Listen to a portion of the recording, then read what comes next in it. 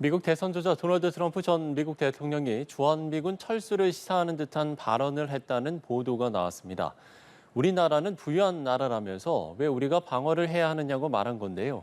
특히 한미 양국이 내년에 종료되는 방위비 협상에 들어간 가운데 나온 발언이라서 더 주목을 받고 있습니다. 이 발언의 의중은 뭔지 김열수 한국군사문제연구원 안보전략실장과 함께 분석해 보도록 하겠습니다. 실장님 안녕하십니까? 네, 안녕하세요. 네. 자, 제가 지금 말씀을 드린 것처럼 트럼프 전 대통령이 한 인터뷰에서 한국은 부유한 나라다. 왜 우리가 부유한 국가를 방어해줘야 하냐 이렇게 말을 했습니다. 글쎄요, 이 발언의 배경 어떻게 좀 분석을 해야 될까요? 트럼프답다라는 생각이 우선 들고요. 네. 아마 조금이라도 관심을 가졌던 분들은 트럼프의 이런 발언이 이게 이제 마침 그 타임즈와의 인터뷰에서 나온 발언이긴 하지만 예. 올해도 이 비슷한 발언을 몇 번에 걸쳐서 이미 했거든요. 그래서 알고는 있다라고 하는 것을 먼저 말씀을 드리고요. 예. 그래서 이런 것들을 보면서 트럼프의 동맹과는 일기 트럼프 행정부 시절이나 4년이 지난 지금이나 변함이 없구나 그런 생각을 가져요.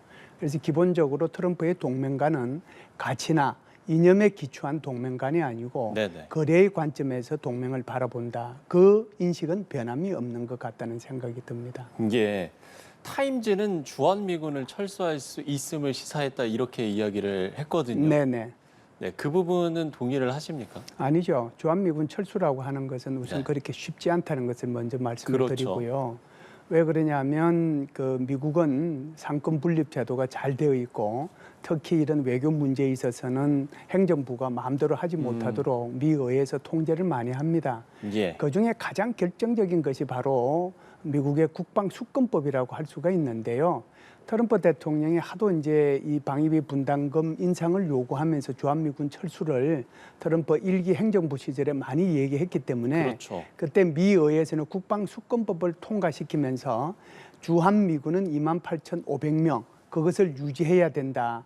여기에서 그것을 유지 안 해도 될 수 있는 경우가 있다라면 그것을 우리한테 얘기를 해서 미 의회에서 설득을 한번 해봐라라고 하는 것을 조항으로 넣었거든요. 그 비슷한 조항이 지금까지 오고 있습니다. 예, 그렇기 예. 때문에 주한미군 철수라고 하는 것은 그렇게 쉽게 이루어지지 않는다라고 하는 것을 먼저 말씀을 드리고요. 단지 지금 질문하신 것처럼 주한미군 철수나 감축을 이렇게 드러냄으로써 오히려 이제 방위비 분담금을 올리려고 하는 그러니까 올해 협상을 하기 위해서 그렇죠. 협상의 지렛대로서 이제 네네. 사용하기 위해서 주한미군 철수와 감축을 언급했다 이렇게 볼 수가 있죠. 예. 실제로 트럼프 전 대통령이 일기 재임 당시에 분담금 5배 인상을 네네. 이야기를 하지 않았습니까? 네네.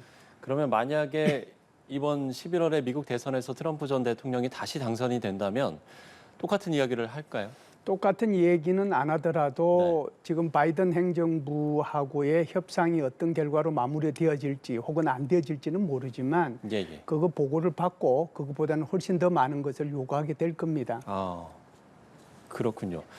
그런가 하면 트럼프 전 대통령이 트럼프 행정부 이전에는 우리나라가 이제 분담금을 전혀 내지 않았다라고 네네. 이야기를 하거나 네. 바이든 행정부 출범 후에는 분담금을 또 대폭 낮췄다 이런 또 주장을 하지 않았습니까? 이건 이제 사실과 다른 거 아닙니까? 예, 사실과 다르죠. 우리가 대한민국이 방위비 분담금을 내기 시작한 것은 1991년도부터였고요. 계속 방위비 분담금을 냈는데 트럼프 이제 행정부 당시에 제11차 소위 말해서 방위비 분담금 협정을 체결하도록 돼 있었어요.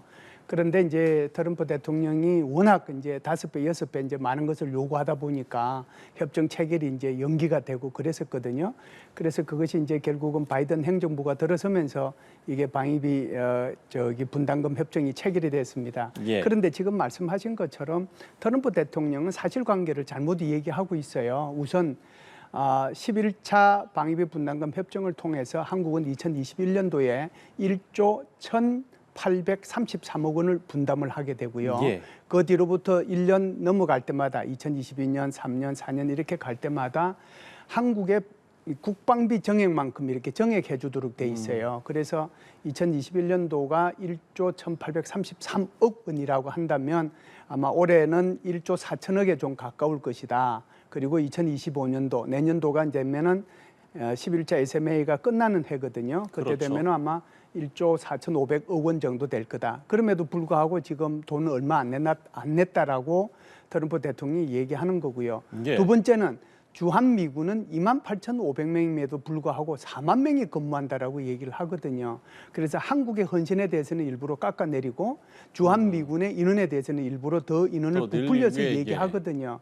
그런데 이것이 미국의 유권자들한테는 먹히는 수가 있어요. 게다가 이제 대통령 선거를 앞두고 나서 내가 이렇게 방위비 분담금을 많이 이렇게 받아내서 우리의 예산을 좀 줄이겠다. 그러니 여기에다가 이제 찬성을 해라라고 하는 그런 강한 뜻이 있기 때문에 아마 이런 얘기를 하지 않는가. 제가 볼 때는 트럼프 대통령이 그렇게 숫자에 그렇게 아주 아주 민감한 사람이라고 생각하지는 않지만 예. 오히려 유권자들을 겨냥한 그런 심산에서 이런 의도적으로 이런 가짜 뉴스 비슷하게 얘기하지 않았는가 이런 생각을 합니다. 예. 그러면 이제 왜 지금 시점에 예. 이런 이야기가 나왔는지 이 부분도 좀 짚어봐야 될 것 같은데 일단은 지금 한미 양국이 내년에 이제 종료되는 방위비 협상에 들어간 상황이지 않습니까?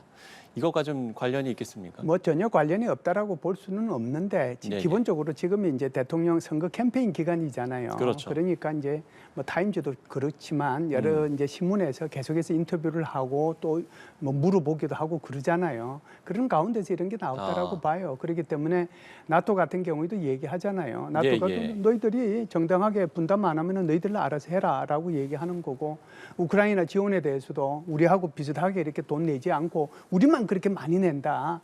계속해서 미국이 손해보고 있다라고 하는 식으로 얘기하고 있거든요. 실제로는 예. 그렇지 않음에도 불구하고 그래서 미국의 선거 캠페인하고 오히려 더 직접적인 대선과 오히려 좀 더, 연관관계가 있다라고 저는 생각을 해요. 그렇군요.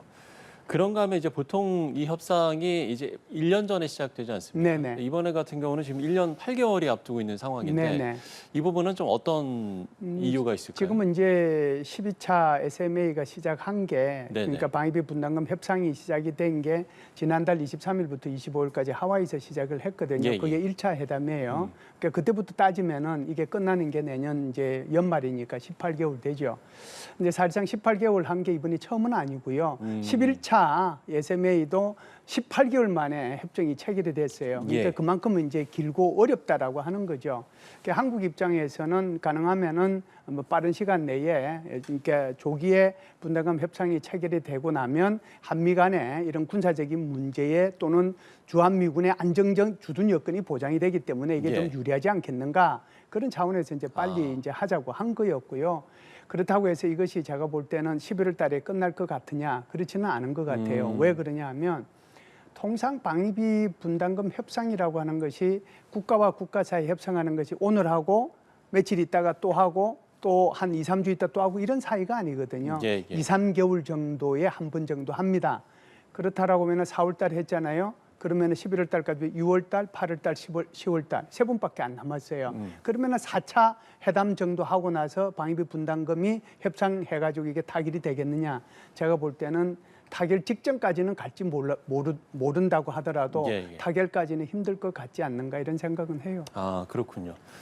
물론 이제 가정이긴 합니다만 네네. 만약에 이제 트럼프 전 대통령이 대선에서 승리를 하게 된다면 네네.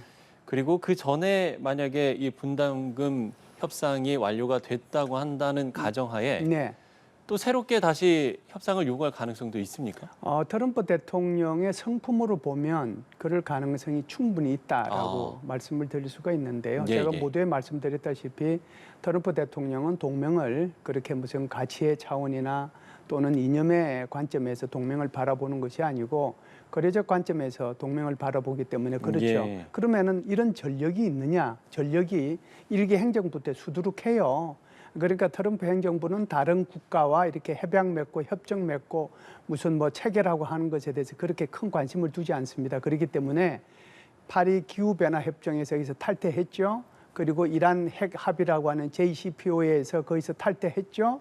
그리고 이제 캐나다, 미국, 멕시코 사이에 자유무역 협정이라는 건 나프타 있잖아요. 그거 개정해가지고 USMCA라고 하는 것으로 바꿨죠. 한국과는 2008년도인가요? 한미 간에 FTA 체결을 했는데 2018년도에 자기가 들어서서 이거 재개정했죠. 이 말의 의미는 자기 마음에 안 들면 그것이 국가 간에 했던 국제사회하고 약속을 했던 그거하고 관계없이 오로지 미국 우선, 그러니까 아메리카 퍼스트 원칙에 의해서 미국을 위해 이익을 위해서 하겠다라고 하는 거거든요. 그래서 설령 11월 전까지 한미 간에 이런 방위비 분담금 협정이 타결되었다고 하더라도 만약에 트럼프 대통령이 당선이 된다면 재협상하자고 할 가능성은 열려 있다 이렇게 봅니다. 예. 자, 그런가 하면 트럼프 전 대통령이 김정은 국무위원장의 이야기도 했습니다. 그러니까 이제 주한미군이 뭐 어느 정도 좀 위험한 이치에 있다 이렇게 이제 언급을 하면서 이제 김정은 북한 국무위원장의 이야기까지 나왔는데 네. 이 이야기는 그러면 어떤 좀 배경이 있을까요? 이런 거죠. 그러니까 주한미군은 위험한 지역에 있다는 거죠. 예. 북한에 위협이 있기 때문에. 그런데 나는 김정은하고 잘 지냈다. 그리고 앞으로도 내가 잘 지낼 거기 때문에 주한미군은 그렇게 위험한 지역에서 그렇게 위험한 처지에서 근무하지 않게 될 것이다. 그것을 과시하고 싶은 거예요. 그러면 그 말의 의미는 앞으로 대통령이 된다면 내가 김정은하고 잘 지내고 김정은과 협상도 하겠다라고 하는 것을 암시했다라고 볼 수가 있죠. 예, 알겠습니다. 자, 북한 이야기가 나왔으니까요. 최근에 이제 미국 국방장관의 평가가 나왔는데 북한이 푸틴 러시아 대통령과 협력으로 더 당당해지고 있다. 이런 좀 평가를 내놨는데 이 네네. 부분 동의하시나요? 그럼요. 이건 굉장히 동의하죠. 지금 예. 사실상 북한하고 러시아와의 관계는 밀월 관계에 들어갔다라고 볼 수가 있죠. 이제 북한이 바라는 관점은 이런 거예요. 가능하면은 이 우크라이나 전쟁이 좀 오래 갔으면 좋겠다 이런 생각을 하겠죠. 예. 왜 그러냐면 우크라이나 전쟁이 오래 가면 갈수록 러시아는 북한의 총, 포, 탄, 무기가 필요할 거 아니에요. 그렇죠. 그걸 거꾸로 얘기하면은 북한의 발언권이 러시아에 비해서 더 세진다는 거잖아요. 그러면은 그것이 비단 사실상 러시아로부터 원유라든지 무슨 뭐 밀이라든지 무슨 이 총포탄을 생산하기 위한 1차 재료라든지 원자재라든지 그런 것을 더 넘어서서 예. 북한이 진실로 지금 필요로 하는 첨단 무기 체계에 대한 어떤 기술 지원 또는 첨단 무기 장비, 체계, 무기 이런 것들을 요구할 수 있는 거거든요. 그렇기 때문에 지금 이런 이제 밀월 관계가 계속 형성이 되고 있다라고 보는 거고 제가 볼 때는 이 밀월 관계가 제가 볼 때는 그 밀월 관계가 우크라이나 전쟁이 지속되는 동안만 가능할 것이다 이렇게 봐요. 예, 그렇군요.